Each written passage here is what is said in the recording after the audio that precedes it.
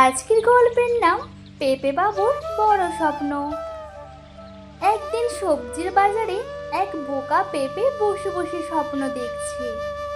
পেঁপে বাবু ভাবে, আহা, আমি যদি ফলের রাজা হতে পারতাম, সবাই আমায় কত সম্মান দিত। পাশ থেকে তখন বেগুন হাসতে হাসতে বলে, তুই আবার রাজা হবি? তোকে তো কেউ ফলই ভাবে না রে পেঁপে। পেঁপে তখন ভীষণ লজ্জা পায়।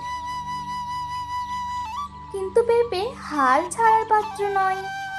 সে ভাবে, আমি প্রমাণ করব, আমি ফলদের রাজা।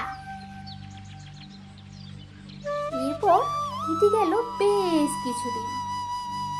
সে একদিন পালিয়ে যায় বাজার থেকে, চলে যায় অন্য ফলের রাজ্যে। সেখানে থাকতো আপেল, কলা, আমদের দেশ।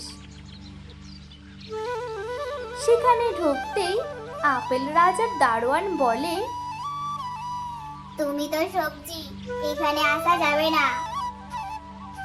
পেঁপে তো তখন রেগে লাল, বলে, আমি কিন্তু ফলও হতে পারি, আমার ভিতরে আছে অনেক গুণ। তখন পেঁপে শুরু করে তার গুণের তালিকা। আমার মধ্যে আছে অনেক ভিটামিন, আমি সবার পেট পরিষ্কার রাখি, ডাক্তারেরাও আমাকে খেতে বলে। সব ফলরা তো অবাক হয়ে পেঁপের কথা শুনছিল। আম পর্যন্ত বলে উঠল, ওরে বাবা, পেঁপে তো আমাদের চেয়েও ভালো দেখছি। শেষে আপেল রাজা ঘোষণা দেন, আজ থেকে পেঁপে আমাদের রাজদূত। তখন পেঁপে বাবুর গর্ভে মাথা উঁচু করে হাঁটে আর বলে,